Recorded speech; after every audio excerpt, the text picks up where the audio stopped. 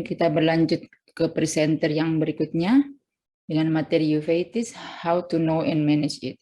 Dr. Lukman Edward, Dr. Lukman Edward, spesialis mata konsultan, kami persilahkan.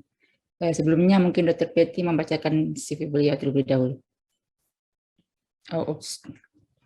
Terima kasih, Dr. Lukman Edward, spesialis mata konsultan, saat ini merupakan staf pengajar di Fakultas Kedokteran Universitas Indonesia dan merupakan staf infeksi imunologi di Rumah Sakit Cipto Mangunkusumo, Jakarta. Silakan Dr. Lukman memulai presentasi. Ya, sebelumnya izinkan saya dulu untuk share screen ya. Apakah sudah terlihat? Sudah ya. Ya, bismillahirrahmanirrahim. Assalamualaikum warahmatullahi wabarakatuh. Saya ucapkan terima kasih kepada panitia Studium General dari Ikatan Dokter Indonesia. Saya akan membicarakan tentang masalah uveitis. Uveitis untuk standar kompetensi dokter Indonesia, iridosiglitis dan iritis itu berada di 3A, kemudian skleritis ada di 3A, episkleritis di 4A, dan chorioretinitis itu ada di kompetensi 1. Uveitis merupakan suatu terminologi umum ya untuk suatu peradangan di dalam bola mata di traktus uvea, yaitu iris, badan silier, dan koroid. Terminologi lain dari peradangan intraokuler ini biasanya juga dapat melibatkan jaringan mata lainnya seperti sklera, retina, dan saraf optik. Dan juga dapat menyebabkan kebutaan. Kebutaannya sendiri suatu kebutaan yang dapat dioperasi seperti katarak komplikata, atau bisa menyebabkan kerusakan yang permanen ya, seperti kerusakan saraf optik, yang glaukomatosa, atau papil atrofi, atau terjadinya fibrosis, atau sikatrik di makula atau retina. Berdasarkan lokasinya kita bagi antara anterior, intermediate, dan posterior, atau apabila mengenai seluruh dari struktur dalam bola mata kita sebut sebagai panuveitis. Jadi anamnesis yang penting adalah riwayat yang mungkin berhubungan dengan keadaan sistemik pasien sendiri, misalnya suatu keadaan kelainan sendi, kelainan kulit ya. Kelainan sendi tadi misalnya dengan rheumatoid arthritis atau spondyloarthritis, spondyloarthropathy, kemudian kelainan kulit misalnya bisa dengan ada vitiligo atau tidak. Gangguan pencernaan ini biasanya nanti akan dihubungkan dengan adanya inflammatory bowel disease seperti itu. Atau misalnya pasien mengalami infeksi lainnya seperti tuberkulosis ataupun pasien dengan menderita HIV. Tanyakan juga tentang penggunaan obat-obatan yang sekarang pasien konsumsi. Nah, ini mungkin kadang-kadang kita sedikit agak malu untuk menanyakan mengenai riwayat seksual pasien ya, apakah dia adalah seorang heteroseksual ataupun homoseksual ataupun dari biseksual. Kemudian penyakit dalam keluarga, terkadang ada yang bersifatnya berhubungan, dan bagaimana status sosial pasien, karena ini nanti juga akan berhubungan dengan masalah pekerjaan ataupun edukasi untuk pasien. Nah, gejala klinis yang biasanya akan dikeluhkan pasien apabila melibatkan segmen anterior adalah penglihatan yang buram, kemudian matanya menjadi merah, dan biasanya ada silotofotofobia ya. Ini biasanya juga karena terjadi iritis. Jadi ketika terjadi kontraksi dari muskulociliaris, dia kan akan terasa nyeri. Ya, ataupun misalnya terjadi kekeruhan di dalam bola mata, cahaya itu menjadi terdispersi untuk ke seluruh permukaan retina, menjadi pasien merasa silau. Untuk keterlibatan di intermediate ataupun posterior, biasanya penglihatan juga buram. Kemudian pasien akan seperti melihat benda titik garis benang yang melayang ya, atau floaters, dan ada kemungkinan gangguan lapangan pandangan ataupun terjadinya metamorfopsia. Jadi suatu keadaan di mana pasien itu tidak melihat garis itu menjadi lurus atau misalnya terjadi melengkung apabila terjadi keterlibatan di makula. Ini adalah gambaran klinis yang bisa kita nilai ya, tadi sudah disampaikan mengenai injeksi episklera, injeksi konjungtiva ya. Nah, kan kita lihat saja tadi injeksi konjungtiva ini sebenarnya bisa terlihat ya, dia lebih superficial dan kemudian lebih berkelok-kelok, warnanya juga biasanya lebih merah terang. Injeksi episklera itu lebih profunda ya, jadi dan biasanya juga lebih tebal, dia juga lebih livid warnanya atau lebih keunguan. Injeksi siliar atau sirkumkorneal itu berada apabila kita lihat di terjadi pelebaran atau dilatasi pembuluh darah itu di sekitar korneanya. Dan kemudian di kornea apa yang bisa kita lihat? Ada kemungkinan seperti kreatik precipitates ya. Nah, kreatik precipitates itu kelihatannya seperti titik-titik putih ini saja. Ya, walaupun nanti seperti kata Dr. Susi tadi ada infiltrat daerah pungtata ya. Tapi apabila kita senterkan itu tidak ada tambahan refleksi cahaya di daerah kornea. Itu jadi kemungkinan bahwa infiltrat itu atau kreatik precipitates itu berada di endotel. Mungkin yang infiltrat kreatik precipitates yang lebih jelas apabila terjadi konfluens seperti ini ya, dia menyatu ya. Kita sebut sebagai kayak batik seperti itu polanya. Dan kemudian gambaran klinis lainnya ya, apabila sudah mengenai bilik mata depan, kita bisa melihat adanya cells ya, ataupun fibrin seperti ini ya, atau misalnya di iris itu kita bisa lihat adanya synechia anterior ataupun synechia posterior ya, seperti ini, terjadi perlengketan antara iris dengan lensa.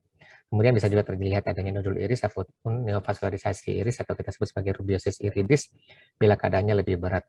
Untuk lensa sendiri bisa terjadi suatu katarak ya, kekeruhan lensa sebagai komplikasi karena proses inflamasinya sendiri ataupun karena penggunaan steroid jangka panjang. Dan umumnya apabila pada pasien-pasien dengan penggunaan steroid jangka panjang, kita akan bisa melihat kekeruhan lensanya itu berada di lensa posterior. Ini biasanya apabila kita lakukan refleks fundus, kita akan bisa melihat ini ada area kehitaman ya di tengah-tengah dari refleks fundusnya tersebut. Ataupun bisa terjadi katarak yang lebih matur seperti ini.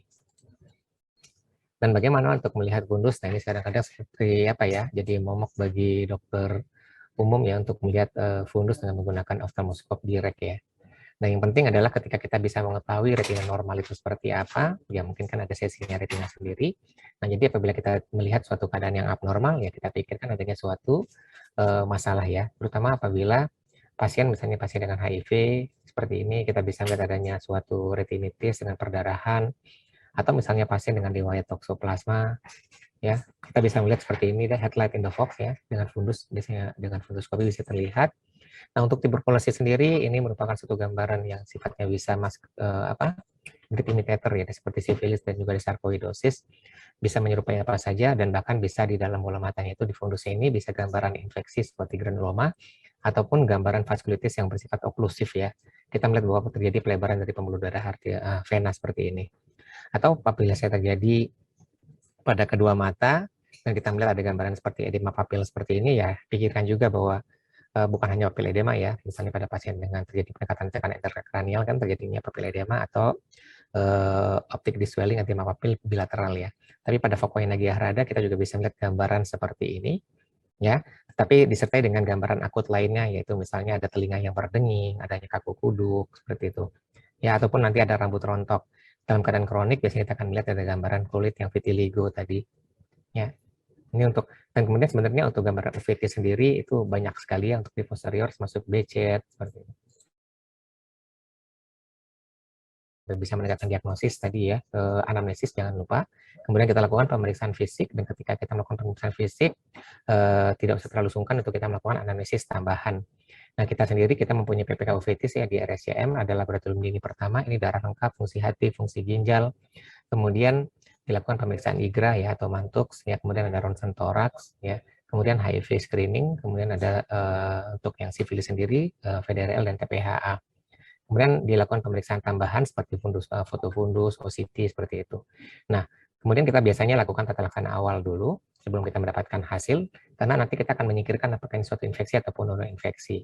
Apabila kita sudah mendapatkan hasil dan bisa didapatkan diagnosis yang definitif, kita bisa melakukan tata laksana yang definitif. Tetapi apabila ternyata hasilnya tidak memberikan gambaran yang spesifik juga apa yang kita inginkan, bisa menjadi suatu diagnosis dugaannya atau presume diagnosis seperti itu pada tuberkulosis. Kemudian kita melakukan tata laksana dugaan seperti misalnya presume tuberkulosis okular, kita berikan OAT, kita kerjasama dengan penyakit dalam ataupun dengan pulmonologi. Apabila memang diperlukan, kita bisa melakukan investigasi spesifik ya, seperti melakukan PCR, kita ambil dari aqueousnya atau dari vitreousnya. Kemudian kita lakukan pemeriksaan VCR ataupun biopsi.